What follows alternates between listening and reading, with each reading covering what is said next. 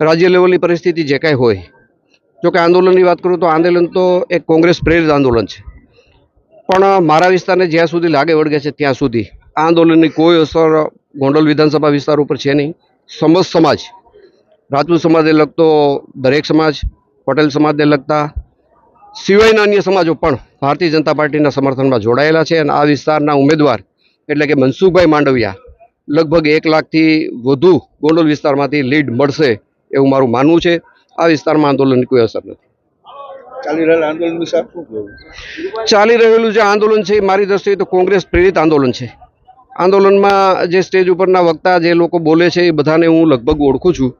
લગભગ કોંગ્રેસમાં કોઈ લડેલા છે, કોઈ હારેલા છે, કોઈ કોંગ્રેસનો હોદ્દો ધરાવે છે. આવા કોંગ્રેસના લોકો કે જેને ભારતીય જનતા પાર્ટી અને સ્થાન કે સૂતક નથી, આવા લોકો આંદોલનને વેગ આપે છે અને કોંગ્રેસ પ્રેરિત 100% આંદોલન છે એવું મારું માનવું છે.